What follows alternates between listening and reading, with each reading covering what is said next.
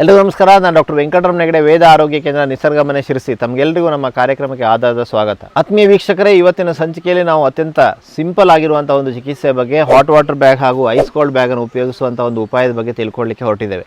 ಆತ್ಮೀಯರೇ, ಈ ಒಂದು ಹಾಟ್ ವಾಟರ್ ಬ್ಯಾಗ್ ಎಲ್ಲರ ಮನೆಯಲ್ಲಿ ಇರಬೇಕಾದಂತಹ ಒಂದು ಔಷಧಿಯ ವಸ್ತು ಅಂತಲೇ ಹೇಳ್ಬೋದು. ಆದರೆ ಇದು ಔಷಧಿ ಹೊಟ್ಟೆ ತೆಗೆದುಕೊಳ್ಳೋದಲ್ಲ, ಹೊರಗಡೆ ಉಪಯೋಗಿಸುವಂಥದ್ದು. ಸೊ ಎಲ್ಲೇ ನೋವಾದರೂ ಕೂಡ ನೋವಿನ ತೈಲವನ್ನು ಹಚ್ಚಿ ಅದರ ಮೇಲೆ ನಾವು ಈ ಒಂದು ಹಾಟ್ ವಾಟರ್ ಬ್ಯಾಗನ್ನು ಇಡ್ಲಿಕ್ಕೆ ಸಾಧ್ಯ ಆಗುತ್ತೆ.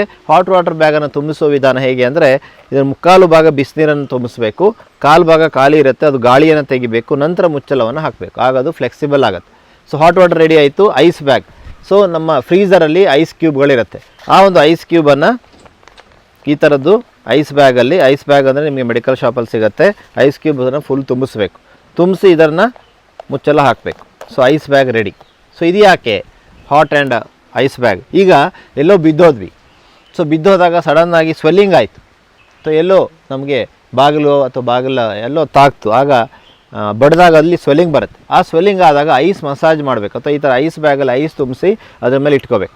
ಸೊ ಐಸನ್ನು ನೇರವಾಗಿ ಇಟ್ಕೊಂಡ್ರೆ ಕೆಲವರಿಗೆ ಆಗೋದಿಲ್ಲ ತಡ್ಕೊಳ್ಳಿಕ್ಕೆ. ಸೊ ಹಾಗಾಗಿ ಮಕ್ಕಳಿಗೆಲ್ಲ ಐಸ್ ಬ್ಯಾಗಲ್ಲಿ ಐಸನ್ನು ತುಂಬಿಟ್ಟಾಗ ಅವರಿಗೆ ಅದನ್ನು ತಡ್ಕೊಳ್ಳಿಕ್ಕೆ ಸಾಧ್ಯ ಆಗುತ್ತೆ, ಆಗ ಸ್ವೆಲ್ಲಿಂಗ್ ಕಡಿಮೆ ಆಗುತ್ತೆ. ಇದು ಒಂದು ಪ್ರಯೋಜನ ಆಯಿತು. ಸೊ ಆಮೇಲೆ ವೈದ್ಯರ ಹತ್ರ ಹೋಗೋದು, ತೋರಿಸೋದು, ಎಕ್ಸ್ರೇ ಅವಶ್ಯಕತೆ ಇದ್ದರೆ ಎಕ್ಸ್ರೇ ಮಾಡಿಸೋದು ಎಲ್ಲ ಇದ್ದೇ ಇದೆ. ತಾತ್ಕಾಲಿಕವಾಗಿ ನಾವು ಅದನ್ನು ಮಾಡ್ಬೋದು. ಇನ್ನು ತುಂಬ ನೋವಿರುವವರಿಗೆ, ಈಗ ಸೊಂಟ ನೋವಿದೆ, ಬೆನ್ನು ನೋವಿದೆ, ಕುತ್ತಿಗೆ ನೋವಿದೆ, ಭುಜದ ನೋವಿದೆ, ಹಿಮ್ಮಡಿ ನೋವಿದೆ, ಈ ಒಂದು ಎಲ್ಬೋ ಜಾಯಿಂಟಲ್ಲಿ ನೋವಿದೆ, ರಿಸ್ಟ್ ಜಾಯಿಂಟಲ್ಲಿ ನೋವಿದೆ, ಈ ಥರದ ನೋವಿದ್ದಲ್ಲಿ ನೀವು ಏನು ಮಾಡ್ಬೋದು? ಸೊ ಇದಕ್ಕೆ ಒಂದು ಸಿಂಪಲ್ ಐಡಿಯಾ ಇದೆ. ನೀವು ನೋವಿನ ತೈಲವನ್ನು ಹಚ್ಕೋಬೇಕು, ತಿಕ್ಕಬಾರ್ದು, ಜಸ್ಟ್ ಮೃದುವಾಗಿ ಸವರಬೇಕು ನೋವಿನ ತೈಲವನ್ನು, ಅಥವಾ ಒಂದು ನೋವಿನ ಕ್ರೀಮ್ ಇರ್ಬೋದು.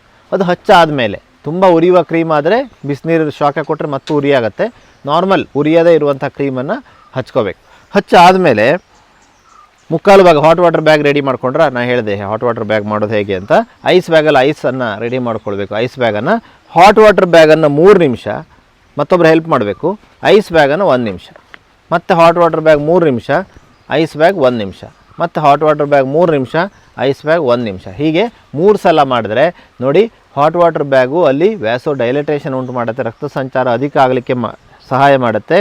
ಐಸ್ ಬ್ಯಾಗು ಈ ಥರ ಮಾಡುತ್ತೆ, ರಕ್ತನಾಳವನ್ನು ಸಣ್ಣ ಮಾಡುತ್ತೆ.